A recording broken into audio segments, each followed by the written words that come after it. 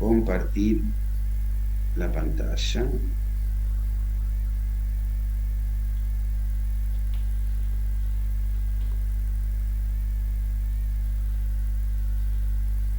Muy bien, pueden ver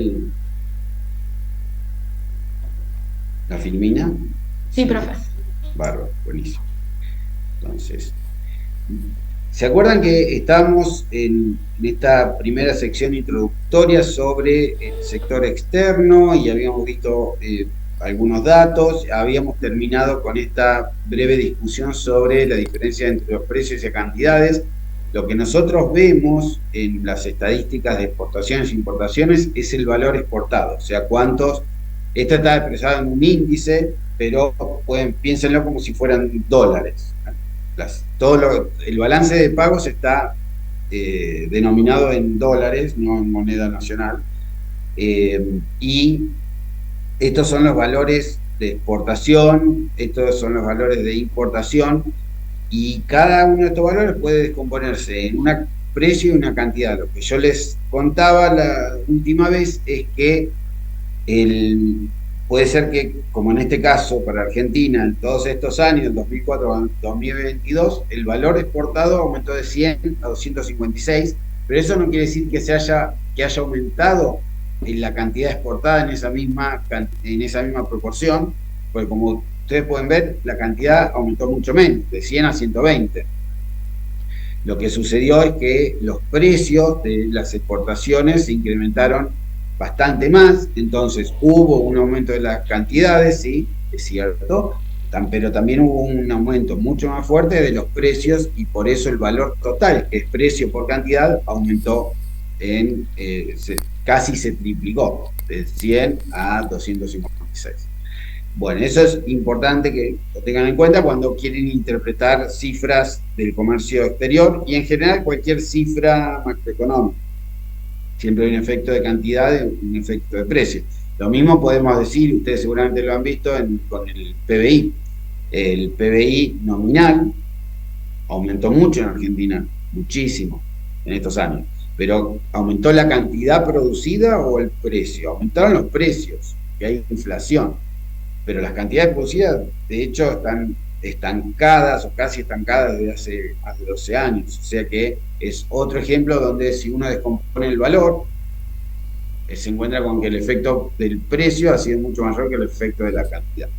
Muy bien, entonces, con este comentario cerramos la primera parte más introductoria y nos vamos a ahora adentrar en un modelo más teórico, muy sencillo, pero más conceptual, que nos va a ayudar a entender qué explica el nivel de exportaciones y el nivel de importaciones de un país. Ese enfoque se conoce como enfoque de las elasticidades, es un enfoque teórico que fue elaborado hace ya más de 70 años, ya por los años 50, investigador del Fondo Monetario Internacional, y se hizo muy popular porque es un modelo simple, pero a la vez muy efectivo para entender qué está detrás de estas dos variables, exportaciones e importaciones. Primero que nada, vamos a tratar de conectar esta balanza comercial, la balanza o balance comercial es la diferencia entre exportaciones e importaciones, y las cuentas nacionales. En una economía cerrada no hay exportaciones ni importaciones, es una economía que no comercia con el resto del mundo. En una economía abierta tenemos del lado de la producción, de la oferta agregada, tenemos importaciones. Del lado de la demanda tenemos más exportaciones. ¿Por qué es esto? Porque lo que nosotros sabemos es que la producción, incluso en una economía cerrada, la oferta o producción tiene que ser igual a la demanda agregada. En el caso de una economía abierta se cumple lo mismo, por supuesto, pero del lado de la oferta de bienes se suman las importaciones. Además de lo que producimos internamente, podemos adquirir bienes producidos en otros países. Y a eso lo llamamos importaciones, que se simboliza habitualmente con una M. Del lado de la demanda, tenemos que agregar las exportaciones, que es la demanda por nuestros productos que proviene de residentes de otros países. Y de allí podemos, simplemente pasando esta M para el lado derecho, podemos encontrar la expresión que ustedes ya conocen de memoria, que te dice que el PBI es igual al consumo privado, más la inversión, más el consumo público, más el saldo comercial. Bien, bueno, entonces, acá decimos, para un dado nivel de C, I y G, a mayores exportaciones y menores importaciones, mayor PBI. ¿Sí? Entonces, algo que ha desvelado a muchos investigadores desde hace mucho tiempo y a muchos políticos es, bueno, si nosotros queremos aumentar el PBI, que es el objetivo primordial de la política macroeconómica, porque si vos aumentás el PBI, aumentás el empleo, aumentás los recursos del Estado para hacer gasto público, o sea, el principal objetivo siempre es expandir el PBI, crecer. ¿Cómo podés hacerlo desde el sector externo? Bueno, aumentando las exportaciones y reduciendo las importaciones. Esto es, vendiéndole más a los extranjeros y comprándoles menos. De manera tal que en vez de comprarle a ellos, producís internamente. De allí surge la pregunta, ¿qué políticas se pueden aplicar para aumentar exportaciones y reducir importaciones? Y la otra pregunta importante que a veces se pasa por alto es, ¿cómo afectarán esas políticas de incremento del saldo comercial al resto de los componentes de la demanda agregada? Algo que ya veremos es muy importante porque esos efectos secundarios pueden revertir el efecto positivo inicial. Vos tal vez lográs aumentar exportación y reducir importaciones, pero esas mismas políticas que aplicás terminan perjudicándote por el lado del consumo, la inversión o el gasto público. Y estamos pensando sobre todo en una de esas políticas que es la política devaluatoria, la política de tipo de cambio, sobre la cual vamos a hablar bastante en esta unidad. Antes de eso, necesitamos presentar el enfoque de las elasticidades. ¿Qué sabemos nosotros para cualquier tipo de bien? Sabemos que la demanda normalmente aumenta con el ingreso y disminuye con el precio. ¿Sí? Esto es, para cualquier bien, cuanto más plata tengas, más ingresos, más vas a comprar, y cuanto más alto el precio, menos vas a comprar. Esto es algo que ustedes saben muy bien, de introducción y de micro. A su vez, la oferta aumenta con el precio. Si vos producís un bien y el precio de ese bien está aumentando, vas a tener mucho más incentivos a aumentar tu nivel de producción. ¿Sí? Bueno, esos conceptos básicos de micro aplican directamente en el caso del comercio internacional. Y por eso tenemos estas dos funciones que ven ustedes acá. Las exportaciones son una función F, quiere decir, dependen de el tipo de cambio real y del ingreso. En el caso de las exportaciones, el efecto del tipo de cambio real es positivo. ¿Qué quiere decir esto? Todavía ustedes estarán diciendo, ¿qué es el tipo de cambio real? Y tienen mucha razón en hacerse la pregunta, porque todavía no hablamos del tipo de cambio en absoluto, y menos del tipo de cambio real. Vamos a llegar a eso. Primero quiero que vean cuál va a ser el proceso, cómo vamos a llegar a hablar del tipo de cambio real. Lo primero que tenemos que saber es que necesitamos el tipo de cambio real porque es uno de los determinantes de las exportaciones. Cuanto mayor el tipo de cambio real, más exportamos. ¿Por qué pasa esto? Como ya veremos, porque el tipo de cambio real es una medida de la rentabilidad de la exportación. Entonces, si mejora la rentabilidad, vos sos exportador, vos vas a decir, quiero exportar más, quiero ganar más plata. ¿Sí? Entonces, por eso el efecto es positivo. Y tenemos ese signo positivo que ustedes ven acá. A su vez, también depende del ingreso. El tipo de cambio real es un precio. Entonces, depende de un precio, este nivel de exportación, y también depende de un nivel de ingreso. ¿El ingreso de quién? De los que nos compran. Nosotros exportamos, vendemos al exterior y por lo tanto lo que importa para las exportaciones es lo bien o mal que le está yendo a la economía de los países que nos compran productos, de nuestros socios comerciales. Cuanto mejor le vaya a esos países, más nos van a comprar. Eso explica por qué, por ejemplo, los analistas siempre están mirando lo que pasa en la economía de Brasil o en la economía china o de Estados Unidos. ¿Por qué? Porque son socios comerciales importantes de nuestro país. Entonces, si les va mal a ellos, quiere decir que tienen menos dinero, y si tienen menos dinero nos van a comprar menos exportaciones. En el caso de las importaciones, estos son los efectos. El tipo de cambio real afecta negativamente. Cuanto mayor el tipo de cambio real, más caro es importar. Eso lo sabemos. Si queremos comprar, por ejemplo, unas zapatillas importadas y sube el tipo de cambio, nosotros decimos, no las voy a comprar porque las voy a comprar tal vez al mismo precio en dólares, pero convertidas en pesos son muy caras. ¿Sí? Entonces, ahí están viendo este efecto negativo del tipo de cambio real sobre el nivel de importaciones. Por su parte, las importaciones se incrementan con el nivel de PBI doméstico. Cuando le va bien a nuestra economía, cuando todos tenemos más plata, consumimos más bienes, de todo tipo de bienes y servicios, incluidas importaciones. Entonces, cuando la economía está creciendo y todos gozamos de un mayor nivel de ingreso, gastamos más en importación. Por eso tenemos este efecto positivo. A mayor PBI doméstico, más importaciones. Ese es el enfoque de las elasticidades. Se llama enfoque de las elasticidades porque necesitamos calcular cuál es la respuesta o elasticidad de las exportaciones al tipo de cambio real y al PBI extranjero de nuestros socios comerciales, y en el caso de las importaciones queremos estimar la elasticidad o respuesta de esas importaciones al tipo de cambio real y al PBI local o dólar.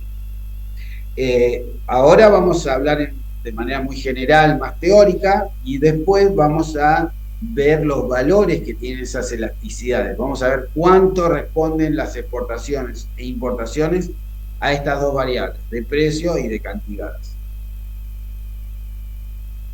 Para hacer este análisis, primero que nada necesitamos incorporar en el estudio el mercado cambiario y el tipo de cambio nominal. El tipo de cambio nominal es la cantidad de pesos necesarios para comprar un dólar o cualquier otra moneda extranjera. ¿Sí? Es el dato que aparece en las noticias, el dato que nos preocupa muchísimo, sobre todo en Argentina, donde tenemos una economía dolarizada y todos tratamos, en mayor o menor medida, de ahorrar en dólares. Entonces, el tipo de cambio nominal es muy importante, pero no es igual al tipo de cambio real. El tipo de cambio real ya lo definiremos con más precisión, pero es el valor real del tipo de cambio nominal considerando los costos de producción internos y también los precios internacionales. Es una variable distinta al tipo de cambio nominal. Y lo que resulta curioso es que el tipo de cambio real no es un dato que aparezca en las noticias demasiado, de vez en cuando escucharán a algún economista hablando del tipo de cambio real, pero de lo que hablamos todo el tiempo es del tipo de cambio nominal. Sin embargo, el dato más importante es el tipo de, especialmente cuando estudiamos el balance comercial, las transacciones con el resto del mundo, lo más importante es el tipo de cambio real. El tipo de cambio nominal no importa demasiado. Si tenemos tiempo, después le voy a mostrar un video cortito de una película muy graciosa que habla de este tema. Entonces, al tipo de cambio real le vamos a dedicar más tiempo, pero primero necesitamos entender mejor el tipo de cambio nominal, que es uno de los tres elementos del tipo de cambio real. Lo que vamos a hacer entonces ahora es explicar, tratar de entender cómo se determina el tipo de cambio nominal que ven en el eje vertical en función de la cantidad de dólares en la economía. Lo que estamos por ver es el mercado cambiario de cualquier país. En ese mercado cambiario hay una oferta de moneda extranjera que se compone de dos elementos. Por un lado, de las exportaciones, por el otro lado, las entradas de capitales. ¿Qué es esto? Bueno, nosotros queremos determinar el valor del dólar. ¿Cuántos pesos necesitamos para comprar un dólar? Eso es el tipo de cambio nominal. Eso va a depender de la oferta y de la demanda de dólares en el mercado. Entonces, la oferta, la disponibilidad de dólares en nuestro país va a depender de estos dos factores. Por un lado, cuánto exportemos, porque si exportamos, por ejemplo, trigo o soja, vamos a recibir dólares. Esos dólares entran en el país y forman parte del caudal de moneda extranjera que recibimos. Entonces, las exportaciones claramente aumentan la oferta de moneda extranjera. A su vez, puede haber oferta de dólares que no tenga relación directa con las exportaciones, sino con movimientos financieros. Y a esos movimientos financieros los conocemos como entrada de capitales. Hay inversores extranjeros o incluso inversores argentinos que tienen su dinero en el exterior que pueden desear en algunos momentos traer su plata al país. ¿Sí?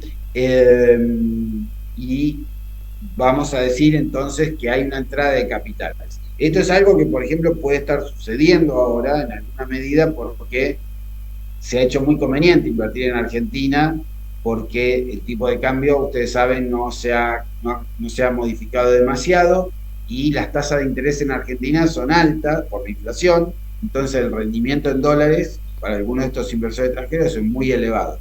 Hay mucho riesgo también, pues nadie sabe si va a haber una devaluación en algún momento, pero mientras tanto pueden estar ganando mucho dinero y de esa forma hay más entrada de capitales. Estas entradas de capitales explican en parte por qué el tipo de cambio está planchado, se dice en la jerga económica, no está subiendo, porque está entrando mucho capital.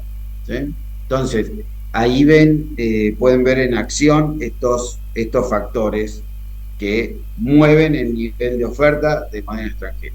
Suponemos que a mayor tipo de cambio, mayor cantidad de dólares, porque ya veremos un tipo de cambio más alto debería favorecer sobre todo las exportaciones. Por su parte, Profe, sí. y cuestiones como, por ejemplo, préstamos de entidades internacionales como el Fondo Sí, Monetario, ¿eso está entrada de eso capitales? está muy bien, eso forma parte de las entradas de capitales. Si no lo dije explícitamente, pero es así. Entradas de capitales no solamente son inversores privados que traen su dinero al país, sino también organismos internacionales. Lo hizo el Fondo Monetario, la última vez fue en 2018-2019. Este organismo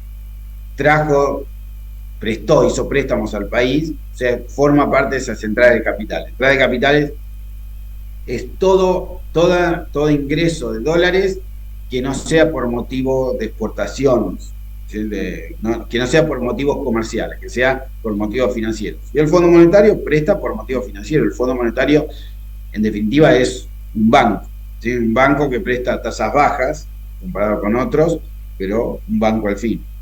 Entonces forma parte, sí, está muy bien la aclaración. Justamente la idea en ese momento era que, como la gente estaba comprando muchos dólares en 2018-2019, querían apaciguar el mercado, ¿sí? Como que esta demanda se había desplazado hacia arriba, ¿eh? Y el tipo de cambio estaba muy alto y querían traer dólares que facilitó el Fondo Monetario para aumentar la oferta y hacer bajar el tipo de cambio. Pero no lo lograron y lo único que terminó pasando es que la gente terminó comprando también esos dólares que venían del Fondo Monetario y ahora lo que nos ha quedado es una deuda importante que hay que pagar. ¿Sí? Pero así funciona. También uno escucha esas historias que dicen, no sé, el gobierno, alguien se llevó esa plata, no es así. Eh, o si pasó, puede haber pasado, pero no fue lo más importante para nada. Lo que pasó es que trajeron estos dólares para venderlos en el mercado y bajar la cotización del dólar y no lo lograron. Terminamos en la situación que todos conocemos. Por el lado de la demanda de moneda extranjera, tenemos por un lado las importaciones, que son los dólares que necesitamos para comprar bienes extranjeros, y por el otro lado las salidas de capitales. Hay momentos en los cuales la gente quiere irse del país y para ello va al mercado cambiario, a este mercado estamos viendo en pantalla, lleva sus pesos para comprar dólares y eso incrementa la demanda de moneda extranjera. Entonces, en los dos casos hay razones comerciales y razones financieras detrás, tanto de la oferta y de la demanda. Ahora bien, ¿cómo se determina el precio en este mercado? Una posibilidad es que se determine como cualquier otro mercado por la simple interacción de oferta y demanda. Y que el precio sea el que ajuste cualquier divergencia entre oferta y demanda. El precio de equilibrio va a ser el que ven ustedes aquí. Cuando el sistema cambiario funciona de esta manera, decimos que el tipo de cambio nominal es flotante o flexible, que hay una flotación pura. A veces se dice, quiere decir que el gobierno no interviene en absoluto. Deja que las fuerzas del mercado, demanda y oferta, determinen el valor de la cotización. Sin embargo, en este mercado raramente vamos a encontrar un sistema que sea absolutamente flexible o flotante. ¿Por qué? Porque el tipo de cambio es un precio fundamental, muy sensible en cualquier economía y los estados no quieren que fluctúe de manera muy brusca para arriba o para abajo. Se quiere tener algún tipo de control por las consecuencias que tienen estas modificaciones de la cotización. Y por eso, a diferencia de otros mercados, el gobierno, a través del Banco Central, interviene muchas veces en la determinación del tipo de cambio. Es algo que, repito, no vamos a ver en otros mercados. El gobierno no interviene en el precio de los autos o de la carne, ni de la mayoría de los bienes y servicios. Pero en este caso, en el caso de la tasa de interés, interviene y muy fuertemente porque temen las consecuencias indeseables que pueden tener algunos de esos cambios en estas variables macroeconómicas. En el caso del tipo de cambio y del mercado cambiario, existe la posibilidad de adoptar lo que se conoce como sistema de bandas, que es lo que están viendo ustedes aquí, donde el Banco Central anuncia que no va a intervenir en el mercado siempre y cuando la cotización del dólar no se desplace por encima de este límite inferior ni de este límite superior. Mientras se mantenga en esta banda, el Banco Central va a ser totalmente prescindente. Va a estar al margen del sistema sin intervenir, sin comprar ni vender dólares. Pero si ve que el tipo de cambio aumenta por encima de este límite superior o de este límite inferior, ahí va a actuar. Por ejemplo, si el tipo de cambio perfora el techo, ¿sí?, y el Banco Central dice, no, yo no quiero que el tipo de cambio suba tanto, va a intervenir, va a vender dólares para forzar una caída de la cotización para que vuelva a estar dentro de estas bandas.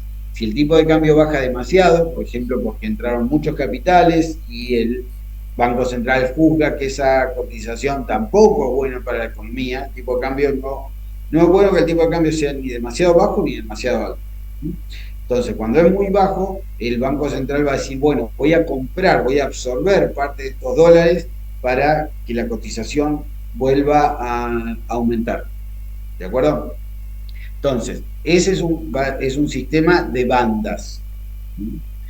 Y luego hay un sistema más extremo, que es el del tipo de cambio fijo, que es el opuesto el otro extremo del tipo de cambio flotante. En el tipo de cambio flotante no hay intervención en absoluto. En el tipo de cambio fijo hay intervención absoluta. ¿Por qué? Porque, por ejemplo, en este caso, el Banco Central decide fijar el precio del dólar a este nivel. Por ejemplo, supongan que el tipo de cambio de flotación, el tipo de cambio de mercado, es de, no sé, 10 pesos. El Banco Central dice, no, 10 pesos es mucho, quiero que esté más bajo, que esté a 5. Entonces dice, de ahora en más todos van a comprar y vender el dólar a 5 pesos por dólar. Obviamente no es un valor de estos días, hace 15, 20 años era un valor normal. Ahora estamos hablando más cerca de 1000 que de 10. Pero la idea, por supuesto, es la misma. Si vos fijas el tipo de cambio a 5 pesos por dólar, podés hacerlo, el Banco Central tiene la potestad, el derecho de hacerlo, pero tiene que defender esa cotización. Y acá hay un problema, es que si vos decís que todo el mundo tiene que operar a 5 pesos por dólar, lo que va a ocurrir es que, como el tipo de cambio es muy bajo, va a haber mucha demanda por dólares, por ejemplo, porque las importaciones van a ser muy baratas, y va a haber poca oferta, porque los exportadores no van a tener mucha motivación para vender al exterior, dado que lo que pueden obtener es bajo con este tipo de cambio. ¿Sí? Entonces, con este tipo de cambio fijo va a haber mucha oferta, que es toda esta cantidad de dólares hasta aquí, ¿sí? Y va a haber solamente va a haber toda esta demanda, ¿no? Y solamente esta oferta hasta la línea verde. Por lo tanto, si no hacemos nada, si el gobierno no interviene, ¿qué va a ocurrir? Como en cualquier mercado. Si hay mucha oferta y poca demanda, mucha demanda, perdón, de vuelta dije más, mucha demanda y poca oferta, lo que va a ocurrir es que va a haber un exceso de demanda y el precio va a subir. Vamos a volver acá. ¿Bien? Como no queremos eso, el Banco Central está empecinado en que el tipo de cambio tiene que mantenerse en este nivel bajo, lo que va a decir, bueno, no quiero que eso pase, y el Banco Central no puede obligarnos a nosotros a comerciar a 5 pesos, ¿sí? Eso no pasa en una democracia, no te pueden decir, vos vas a recibir 5 pesos y vas a estar contento, pero sí puede el Banco Central mantener esta paridad cambiaria, este tipo de cambio, cubriendo la diferencia. ¿Sí? Dice, mira, quiero que se mantengan 5, entonces, si bien hay poca oferta de dólares en el mercado, voy a aumentar la oferta de dólares para abastecer toda esta demanda, ¿sí? Y para ello voy a utilizar las reservas internacionales que poseo en el Banco Central.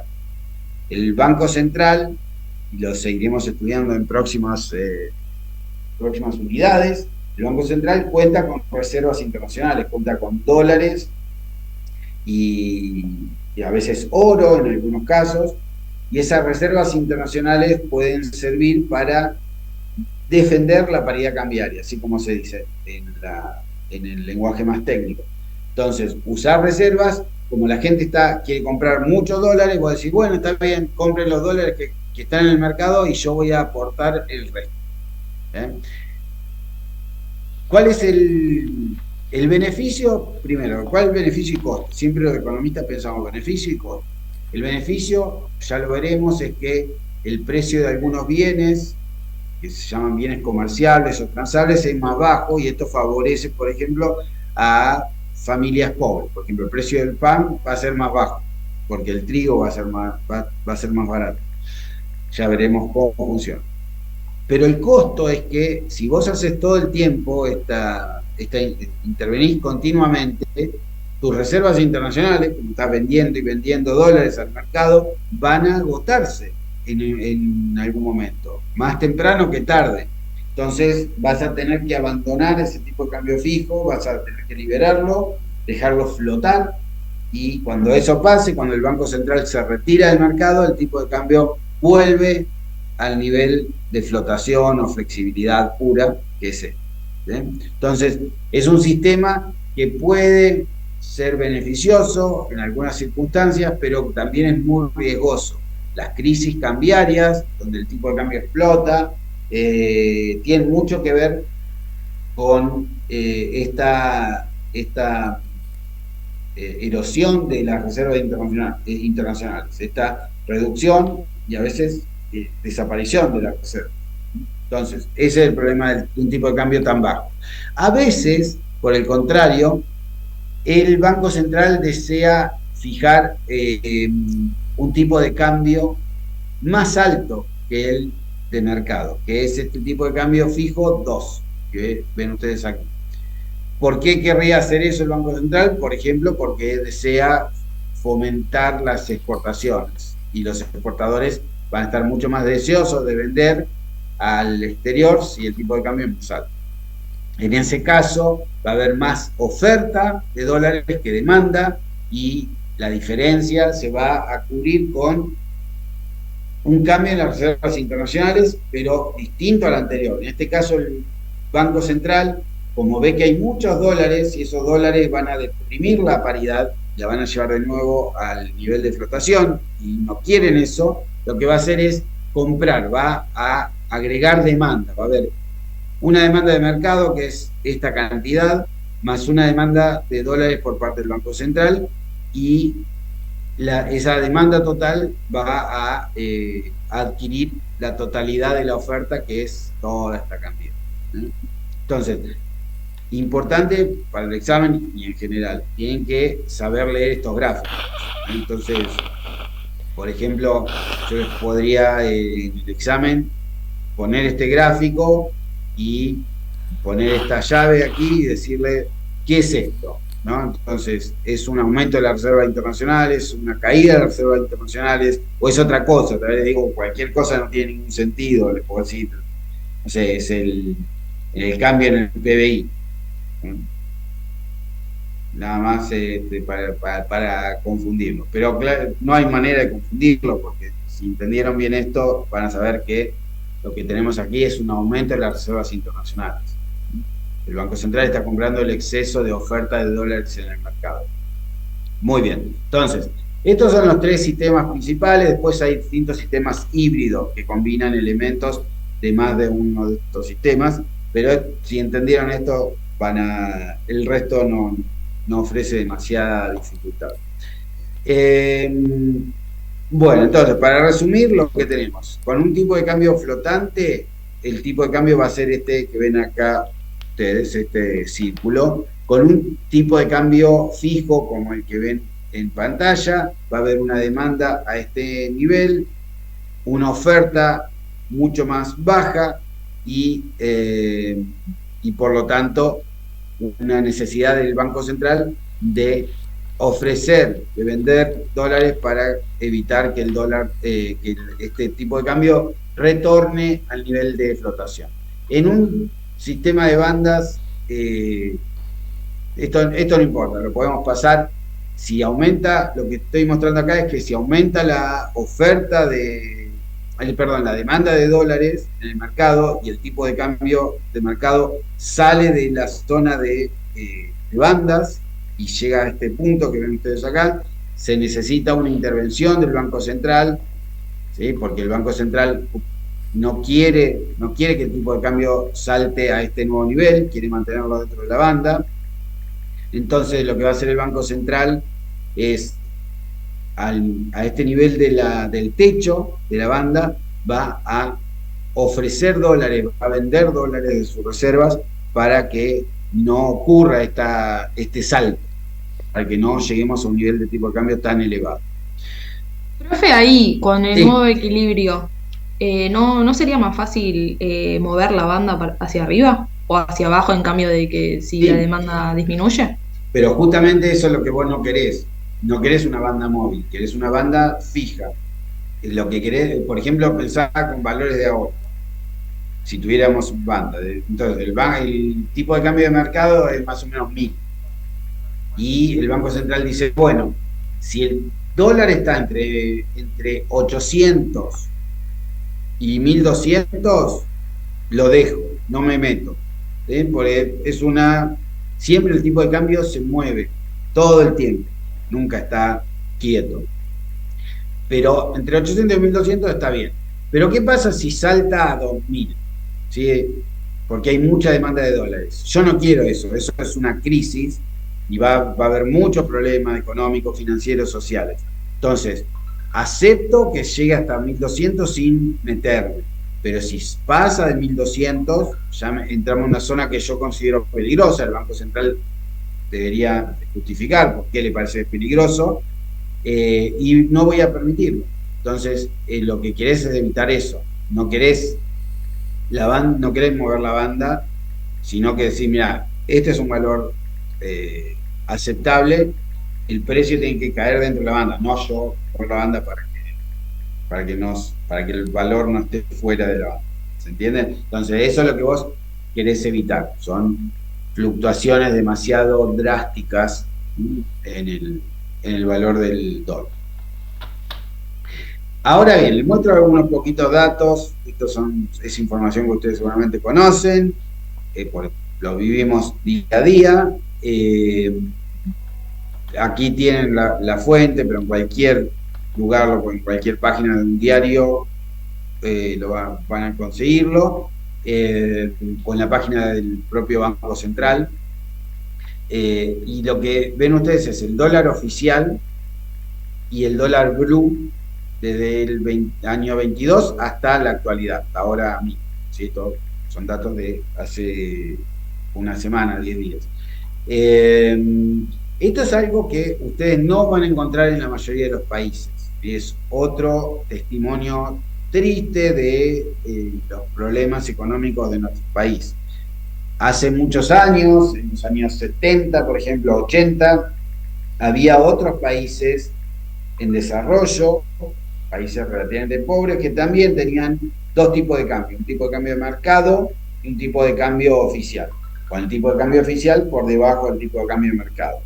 ¿Esto por qué ocurre? Porque en Argentina tenemos controles cambiarios, tenemos un cepo cambiario por el cual no se nos permite a los ciudadanos comprar y vender todos los dólares que querríamos al tipo de cambio oficial. Entonces, para satisfacer la demanda de dólares de mucha gente, de personas, individuos y también de empresas que a veces necesitan dólares, es necesario recurrir al mercado blue, paralelo o ilegal, porque es un mercado que no está legislado oficialmente. Y como hay mucha demanda de dólares, el precio en ese mercado es mayor que en el mercado oficial, que sí regula el Banco Central. En el mercado oficial se compran dólares para exportaciones e importaciones únicamente, no tiene acceso a cualquier persona.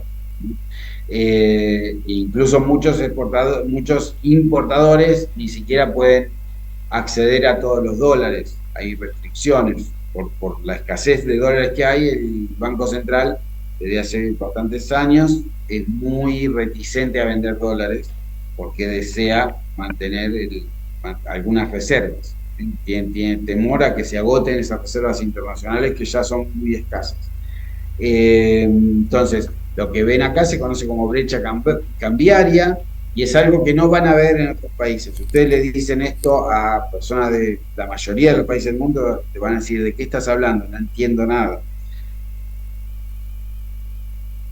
Otro tipo de cambio que se determina de acuerdo a lo que estudiamos antes, ¿sí? Por ejemplo, un tipo de cambio flotante o con bandas. Tipo de cambio fijo ya hay muy pocos, eran muy populares hace también muchos años, ahora no. En general hay tipo de cambio flotante o con bandas o con flotación sucia, donde el Banco Central interviene a veces sin decir exactamente cuándo va a intervenir. Entonces, pero hay un solo tipo de cambio. Acá en Argentina tenemos al menos dos tipos de cambio, en realidad hay varios más, y eso es algo lamentable, ¿sí? Porque quiere decir que el mercado no está funcionando bien, está sometido a muchas restricciones. Entonces, hay que ver si en algún momento volvemos a un sistema unificado, ¿sí? Donde hay una sola cotización del dólar. Por el momento eso no va a pasar. pues es muy peligroso liberar el sistema cambiario, porque hay mucha demanda latente, mucha demanda por dólares que puede provocar una suba demasiado fuerte de la cotización. Entonces, eso es lo que vemos en Argentina. Esta es la diferencia entre el tipo de cambio oficial y el tipo de cambio informal. Es una diferencia muy, muy significativa, que en promedio ha estado en 50% aproximadamente, con periodos en los cuales la diferencia se acerca al 100%, a veces traspasa ese límite, ha llegado a más del 150%. Ahora esa brecha es bastante baja comparada con lo que veníamos viendo, pero sigue habiendo brecha. Algo, repito, que no van a ver en otros países. Aquí lo que vemos representados son las compras de dólares del sector privado no financiero, entonces familias y empresas. Lo que vemos es que el Banco Central lleva registro de estas compras, estima cuáles son estas compras, a veces no tienen los datos certeros, pero hay alguna información. Y lo que notamos es que ha habido periodos en los cuales las compras de dólares del sector privado, que incluyen a todos, estamos hablando de familias y empresas, han sido muy cuantiosas. Hay momentos, por ejemplo, durante la crisis del 2008, fue una crisis internacional que no golpeó muy fuerte a Argentina, pero igual tuvo algún impacto. La gente aumentó su compra de dólares, volvió a pasar en el 2011, cuando Argentina entró al cepo cambiario. La gente estaba muy ansiosa por comprar dólares y por eso se cerró la canilla. Se dejó de... Hasta ese momento se permitía que todo el mundo pueda comprar y vender dólares. A partir de ese momento se dijo no, la gente no puede comprar, se puso un límite de $200 por persona para racionar los escasos dólares disponibles en el Banco Central. Después hubo momentos, otros momentos difíciles, como el 2018 y el 2019, con una crisis cambiaria. Aquí es donde intervino el Fondo Monetario. Como todo el mundo está comprando dólares, pasó en el 2018 y se repitió en el 2019, el gobierno le pidió ayuda al Fondo Monetario, le dijo, bueno, necesito un préstamo para poder aumentar la oferta de dólares y hacer bajar la cotización, porque la gente está comprando mucho. Cuando decimos compra de dólares en el sector privado, lo que estamos diciendo, hay mucha salida de capitales, ¿sí? Que pueden ser... les hago esta aclaración, cuando decimos salida de capitales no queremos decir que la plata se va físicamente del país, es simplemente que estamos comprando moneda extranjera. Entonces, si vos compras dólares y los guardás en tu casa, eso entra dentro del cómputo de esas salidas de capitales. Entonces, no es salida física. En algunos casos sí es salida física, la gente se lleva los dólares del país. Otras veces no, queda en el país, pero lo que pasó es que cambiaste tus pesos por dólares, y eso generó una mayor demanda por dólares. No importa después qué hagas con los dólares o dónde los guardes. Entonces, acá fue cuando se recurrió a la asistencia financiera del Fondo Monetario Internacional. Y después hubo un momento donde el sector privado vendía dólares. Cuando asumió Macri, que había cierto optimismo, que las cosas podían mejorar, la gente dejó de comprar dólares, vendía dólares. Pero eso duró muy poco, como ya sabemos, y al poco tiempo entramos en un nuevo proceso de crisis. Entonces, estos datos los pueden encontrar en la página del Banco Central. Acá tienen la referencia, es muy interesante si quieren entender mejor qué está pasando con el dólar y con la demanda y la oferta de esos dólares. A ver, les cuento esto rápido, después vamos a volver sobre este tema, pero acá hay unos comentarios porque yo sé que a todos nos preocupa mucho el tema del dólar, es un tema interesante y este es el momento para charlarlo. Entonces les muestro unas pocas ecuaciones y unos comentarios que se refieren a esta decisión financiera entre invertir en dólares o en pesos. Primero que nada, nosotros sabemos que toda familia tiene una restricción presupuestaria. Nuestro ingreso se puede destinar al gasto o al ahorro. Ese ahorro se puede a su vez canalizar a la compra de activos financieros. Por ejemplo, puede ser que ahorres en pesos, en dólares, en depósitos bancarios, en bonos, acciones, o que compres activos reales, por ejemplo, inmuebles, vehículos o electrodomésticos. Entonces, podemos expresar la exposición anterior como ingreso disponible igual a gasto, lo que gastamos más lo que ahorramos. Y lo que ahorramos, para simplificar, lo podemos resumir en: podemos aumentar nuestra tenencia de dinero argentino, de pesos, que es lo que llamamos acá delta M, podemos hacer depósitos bancarios, o podemos comprar dólares. Compramos dólares, el delta quiere decir variación, o sea, cambiamos nuestro stock de dólares, comprando más dólares. ¿Y cuánto gastamos? Bueno, depende del tipo de cambio al cual compramos esos dólares. Por eso esto está expresado en dólares, tenemos que multiplicar por el tipo de cambio, porque necesitamos expresar todo en la misma unidad. Todo esto está en pesos. Entonces, pesos, pesos, pesos, pesos. Estos son dólares que hay que convertir con el tipo de cambio nominal en pesos. Entonces, esto es importante. Por ejemplo, si yo les hago una pregunta y pongo ingreso disponible, ni siquiera una pregunta, puedo poner esta ecuación, está nada mal como para examen: ingreso disponible igual gasto más delta M más delta B más delta dólares. Y te digo verdadero o falso. Y eso es falso. ¿Por qué? Porque no podés sumar dólares con pesos. Tenés que poner todo en la misma unidad. Tenés que multiplicar por el tipo de cambio nominal. Por lo tanto, tienen que saber esta ecuación. Perdón, profe, ¿qué era M? M es la cantidad de pesos. Entonces, con tu ahorro vos podés aumentar la cantidad de pesos, por eso delta quiere decir cambio en matemática. Podés aumentar tus depósitos bancarios o podés aumentar tus tenencias de dólares. Entonces, por eso les digo, además, para aprender, ya lo dije 1000 veces, lo voy a repetir, ya estoy cansado de escucharme, no importa el examen son detalles, ¿sí? Cosas que necesitamos hacer para recibir un título, pero eso no es importante, no tenemos que estar en búsqueda de un título, que es un papelito, no vale nada. Lo importante es lo que sabemos. Nos van a valorar y vamos a conseguir buenos trabajos y vamos a sentirnos mejor con nosotros mismos, y todo el mundo nos va a respetar más si sabemos. Y para saber no hay otra manera que sentarse, estudiar con responsabilidad y no decir: a ver, voy a leer, ¿qué es esto? Oh, sí, ya te no, listo, vamos a ir. Bueno, eso es la mejor receta para el fracaso, esa es la realidad. ¿Sí? No solamente laboral, fracaso con uno mismo. Ustedes están estudiando los temas con los que van a convivir el resto de su vida. Van a estar 60 años o más de su vida con estas cuestiones de economía, de finanzas, de contabilidad.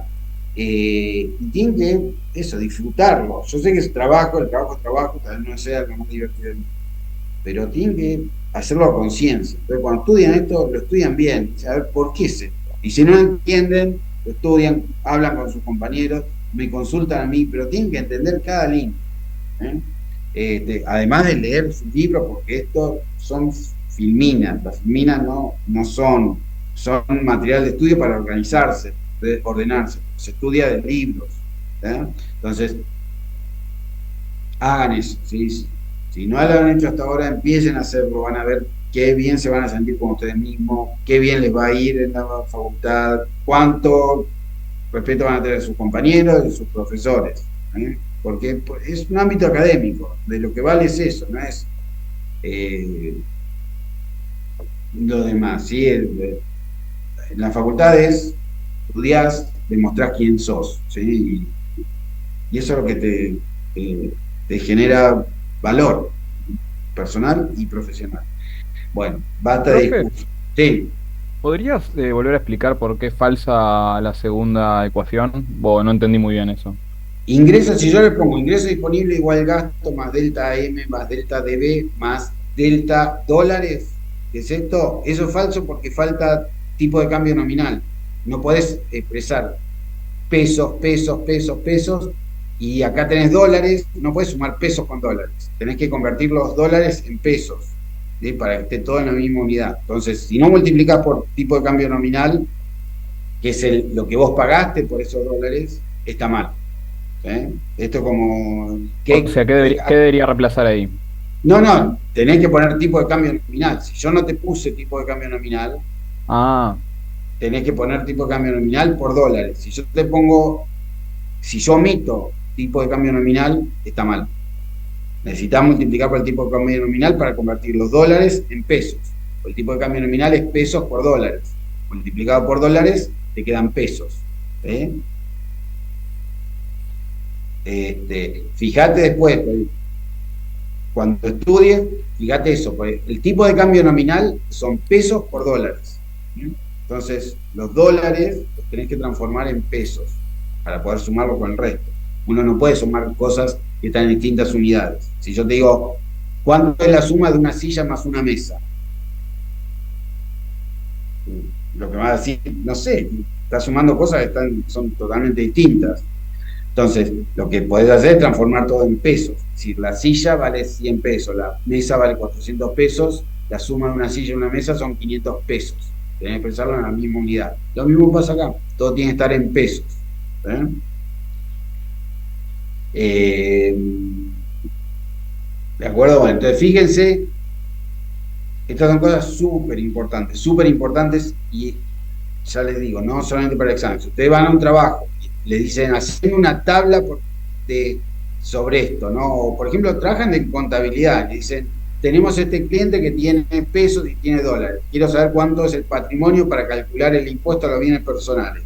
No pueden sumar la cantidad de depósitos bancarios te dicen, tiene 1 millón de pesos en el banco y tiene 1 millón de dólares. O sea, tiene 2 millones. No tiene 2 millones, tiene 1 millón de pesos más 1 millón de dólares multiplicado por 1000, que es el tipo de cambio. Eso es lo que tiene. ¿Sí? Entonces, eso es fundamental. Ustedes hacen mal esto, obviamente no van a conseguir el trabajo. A ese punto. ¿Sí? No quiero ser dramático, ni asustarlo, ni nada. Pero son cosas esenciales que tienen que saber, si es que no las saben. Y también aprovechen a sus ayudantes. Los ayudantes están para eso, ¿sí? Para enseñarles cómo hacer esa transición desde la teoría a la práctica. Entonces, pregunten todo. Cada vez que tienen una duda, pregunten. Tienen que estar seguros de todo. Cada cosa que vean, tienen que estar re seguros. Si hay una duda, es momento de preguntar o de consultar o de googlearlo. Tal vez encuentran ahí también material. Pero nos tienen a nosotros, consulten. Obviamente hagan primero el esfuerzo, ustedes, y después dicen, no, mira, usted no entiendo. Me escribís, y seguro en 1 minuto vas a entenderlo y pasamos a otra cuestión. Entonces, bien importante todo. Perdón, si esto es totalmente obvio, les pido disculpas, pero no sé, como no nos conocemos tanto, no sé cuánto saben, cuánto necesitan, pero ténganlo en cuenta. ¿Sí? Sí. También escríbanme, yo con todo gusto, me pueden escribir y decir, profesor, lo que me está diciendo, obviamente lo sabemos, no vale la pena perder el tiempo de la clase en esto, son cosas que todos manejamos. Me encantaría recibir ese mail. Les digo estas cosas pues no sé. No sé si son obvias o no lo son. Pero esto es súper básico y súper importante ahora y en todo el resto de su vida profesional. Incluso antes de ver modelos, porque estos no son modelos, estos son identidades contables. Pero sin esto no se puede avanzar. Los modelos no tienen sentido si uno no entiende primero ecuaciones sencillas como las que están viendo en pantalla. Bueno, entonces, acá hay algunas explicaciones sobre estas ecuaciones que pueden leer, y nada más porque después vamos a ver, acá les digo, en la nota número 5 vamos a hablar de la paridad de tasas de interés, y vamos a volver a discutir esta decisión financiera entre pesos y dólares, pero Lo importante aquí, nada más para que tengan en cuenta, es esto, es que lo que hace cualquier inversor es comparar la rentabilidad que va a tener un activo en su propia moneda con la rentabilidad de un activo en moneda extranjera. Entonces, por ejemplo, un inversor argentino dice, a ver, ¿cuánto ganaría si pongo la plata en el banco? ¿Sí? ¿Cuál es la tasa pasiva, o sea, la tasa de depósito? Y dice, a ver, y si no invierto en el banco, compro dólares, ¿cuánto va a ser mi rendimiento? El rendimiento va a ser la devaluación esperada. ¿Sí? Entonces yo compro a 1000 y veo cuál es el tipo de cambio que espero en el futuro. Y subrayo espero, pues yo no sé. Entonces, si yo digo el dólar hoy está a 1000 y espero que dentro de un mes esté 1500, ganaría 50%, que es un rendimiento buenísimo, porque eso es lo que yo espero de evaluación. Con el depósito bancario lo pongo en el banco y tal vez el banco me paga, no sé, 10% en un mes. Pero con el dólar yo estaría ganando 50, porque pasa de 1000, compro a 1000 y vendo a 1500. ¿Cuál es el problema acá? Que el depósito bancario tiene un rendimiento asegurado. Yo voy al banco, el banco me dice te pago 10 y me va a pagar 10, a menos que el banco cierre, que es algo muy improbable. Con el dólar no lo sé. El rendimiento es un rendimiento con riesgo, porque yo espero que el tipo de cambio esté a 1500. Pero ¿qué pasa si está a 1000, sigue a 1000? El rendimiento va a ser cero y yo perdí plata comparado con el costo de oportunidad, que es poner la plata en el banco. Y aún peor, puede ser que el tipo de cambio baje de 1000 a 800, con lo cual voy a perder 20% con el dólar. Entonces, cuando la gente dice hay que invertir en dólares, porque el dólar siempre conviene, no es tan así. ¿Sí? A la larga puede ser que recuperes, pero puede ser que pierdas plata. Por ejemplo, la gente que invirtió en dólares estos últimos meses ha perdido plata, porque el dólar no se ha movido casi y vos podías haber dejado la plata en el banco y ganar tal vez 30, 40%. ¿Se entiende? A veces va a ser al revés, a veces poner la plata en el banco y después el dólar salta de 1000 a 3000, por ejemplo, por dar cualquier ejemplo, un caso ridículo, y ganarías un montón de plata con el dólar. Pero estás tomando riesgo. Esto es algo que hay que tener en cuenta. La gente, no ustedes posiblemente porque están estudiando económica, pero la gente normal dice el dólar siempre conviene. No, te puedes llevar una pesadilla en momentos como esta en que el dólar no repunta. Entonces, esas son consideraciones a tener en cuenta cuando se decide dónde invertir, en qué tipo de moneda invertir.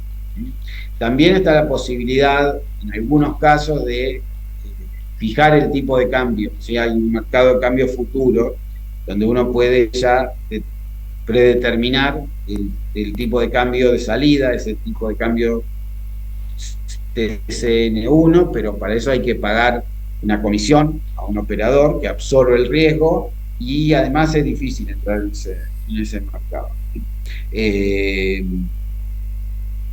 Nada más ese comentario que les quería hacer. Acá pueden leer un poquito más en estas páginas. Volveremos a ese tema más adelante.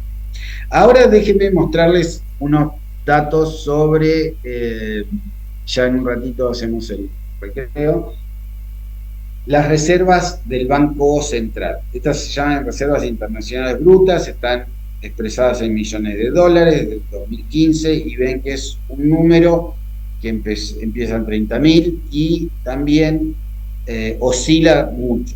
Hay momentos que ha estado por debajo, otro momento en que ha crecido, en general han crecido. Ustedes pueden ver que, por ejemplo, desde el 2018 al 2019 hay un aumento importante, que es la entrada de los dólares del Fondo Monetario, que fueron, el Fondo Monetario prestó la plata y esa plata, esos dólares, fueron a las arcas del Banco Central, como parte de las reservas internacionales. Pero luego entramos en la crisis, y se perdieron todos esos dólares. ¿Bien? Eh, Acá hay un recuadro, ustedes pueden ver, que dice las reservas internacionales brutas del Banco Central están en torno a los 40.000, pero las reservas netas del Banco Central están en 40.000 hasta el 2019. Las reservas netas a la fecha, este es un dato que busqué hace poquitos días, son negativas, menos 4.000 millones. ¿Sí? O sea, estos números que ustedes ven, que pueden también encontrar en la página del Banco Central, de hecho, cuando busqué estos datos, también busqué el dato de reservas brutas. Al 8 de abril, 29.000 millones. Y uno dice, bueno, 29.000 millones no estaría tan mal. Pero la realidad es que muchas de estas reservas no son disponibles, no las puede usar el Banco Central. Por ejemplo, hay un préstamo del gobierno chino, ¿sí? Que es en realidad ni siquiera es dólares, nos prestan yuanes, pero si queremos los dólares, ellos nos cambian los yuanes por dólares, pero nos cobran una comisión muy alta para hacerlo. No es algo automático, o sea que figuran como reservas de yuanes, pero no son dólares. O sea que si hay que intervenir en el mercado cambiario, no puedes usarlo. Después también, parte de los dólares que tiene el Banco Central son encajes o reservas obligatorias que tienen que hacer los bancos del país por los depósitos en dólares que hay en el sistema bancario. Esos dólares no se pueden usar, pues son dólares, en realidad si vos depositas, vas al banco, ¿sí? El Galicia, y depositas $1.000, el Galicia va a guardar 500, más o menos 500, 600 dólares, esos 1.000, en el Banco Central, y van a estar en las reservas. Pero el Banco Central no puede tocarlos, porque no son del Banco Central, no son tampoco del Banco Galicia, son tuyos, son parte de los $1.000 que depositaste. Están ahí en las reservas nada más para guardarlos, pero solamente eso. O sea, y el Banco Central a veces los usa, no debería, pero a veces los usa.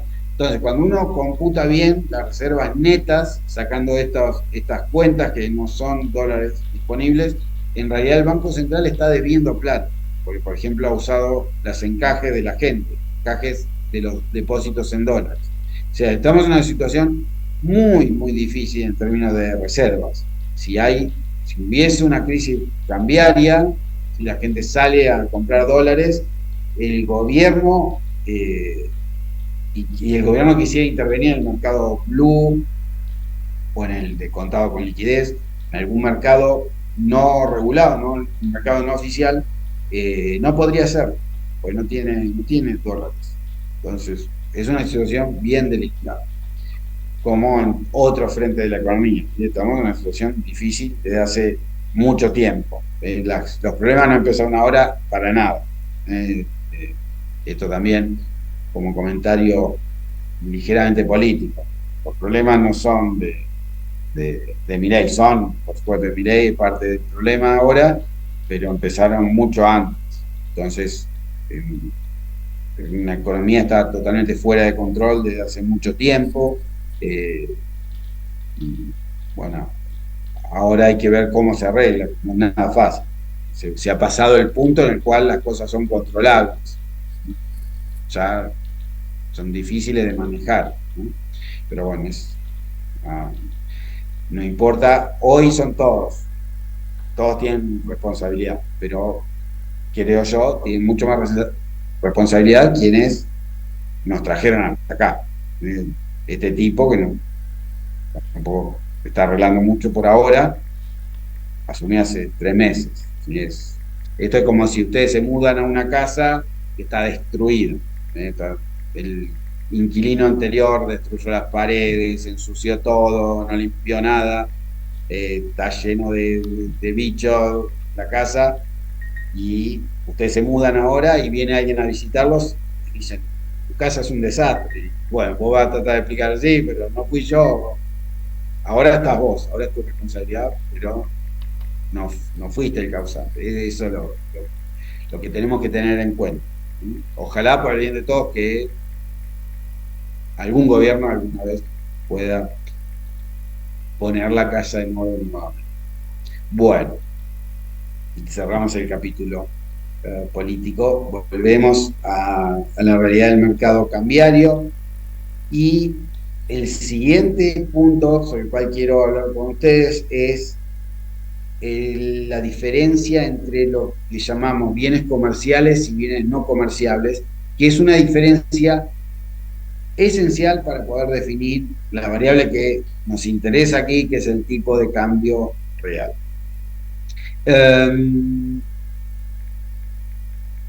Permítame, aunque sea antes de ir al recreo, hablar de los bienes comerciables. ¿Qué son los bienes comerciales? Son aquellos que se comercian entre países y cuyo precio local depende directamente del precio internacional.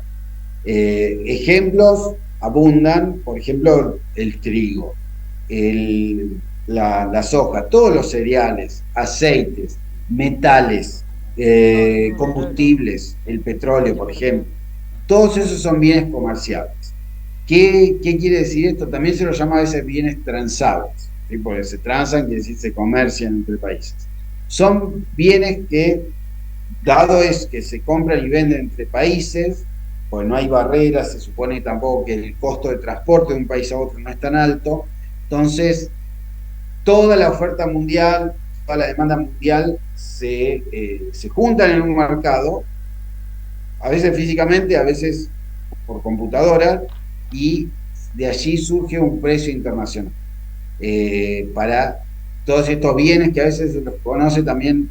Les voy tirando algunos términos que van a escuchar mucho: commodities. Commodities quiere decir mercancías básicas que incluyen granos, cereales, combustibles.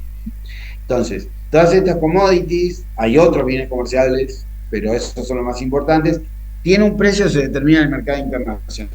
Por ejemplo, donde yo estoy ahora es en el estado de Illinois, ¿sí? En Estados Unidos. Estoy muy cerca de Chicago. En el mercado de Chicago se determina el precio internacional de muchos productos que generamos en nuestro país.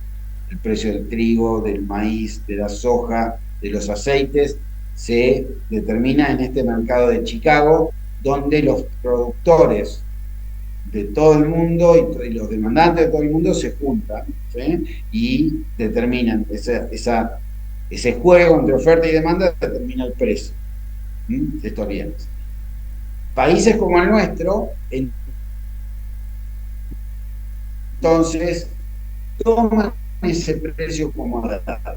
Nosotros somos tomadores de precio.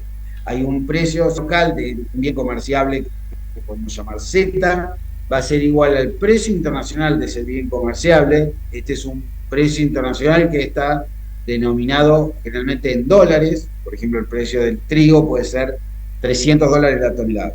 Entonces, ¿cuál va a ser el precio del trigo en Argentina? Va a ser ese precio de $300, sobre el cual Argentina no influye. Si bien Argentina es productor de trigo, no tiene poder para cambiar ese precio. Pocos países tienen poder para cambiar el precio de algún producto.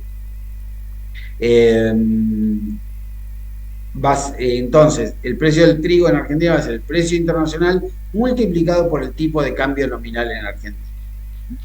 El tipo de cambio debería ser el tipo de cambio oficial, el que se usa para esta forma. Porque si vos exportás trigo, lo vas a convertir, el precio que obtengas, vos sos un productor de trigo.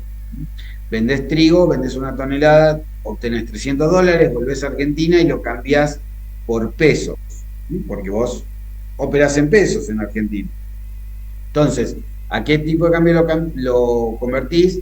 El tipo de cambio oficial, que esta es una operación comercial que pasa por aduana, y en esas operaciones tenés que usar el tipo de cambio nominal. Si vos querés convertirlo al tipo de cambio blue, al contado con liquidez, porque es mayor, deberías hacer un contrabando, estarías haciendo una transacción ilegal, ¿sí?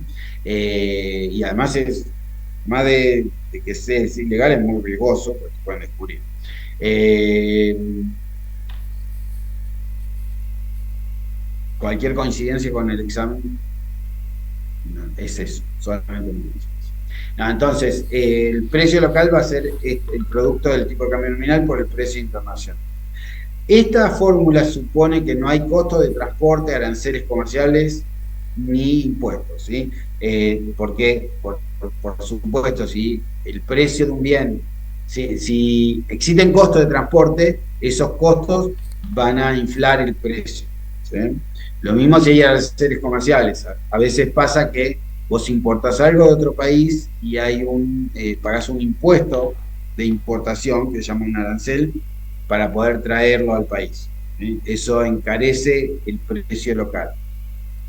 Lo mismo que pasa con cualquier otro tipo de impuesto. Acá vamos a suponer, por comodidad, porque no afecta demasiado en la práctica, vamos a suponer que no existen costos de transporte, aranceles comerciales ni impuestos. Repito para el examen. Todo esto lo tienen que saber. ¿Sí? Entonces, si yo, por ejemplo, le digo, el precio local de un bien comerciable es tipo de cambio nominal por precio internacional, sin importar si existen o no costos de transporte, aranceles comerciales o impuestos, eso es falso. Importa. Por esta fórmula supone que no hay nada de eso. Por si existiera alguna de estas barreras al comercio, el precio local sería más alto que esta fórmula. No importa, pero usted tiene que saberlo. Por supuesto, además eso en el libro va a estar explicado. Si no, también pueden googlear, ¿no? Yo no estoy para nada en contra de usar Internet. Internet siempre es una fuente maravillosa de información y en general es información fiable. Cuando hablamos de temas técnicos, siempre busco algo, encuentro algo interesante. Así que también pueden googlear estas cosas, por ejemplo, bienes comerciables, y seguramente van a encontrar algo interesante para leer. Esta fórmula también se conoce como ley de un solo precio. Ley de un solo precio porque hay un solo precio en todos los países del mundo. El único precio que existe es este precio internacional, que se determina en algún mercado alrededor del mundo. Y en todos los países rige el mismo precio. Después del recreo vamos a entender, pero ¿cómo es eso? ¿Por qué pasa que el precio local no es ni superior ni inferior a este precio internacional? Recuerden también que el precio local también tiene que multiplicar por el tipo de cambio nominal, porque en nuestro país la moneda es el peso. Entonces, no podés hablar de un precio que está en dólares.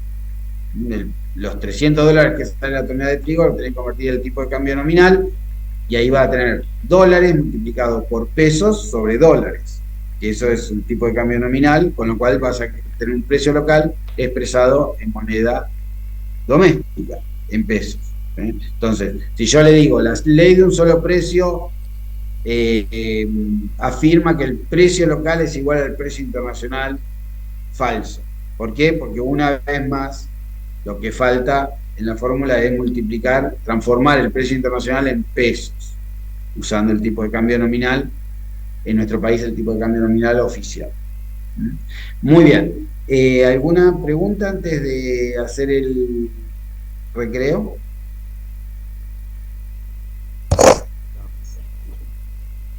Bueno, tomo el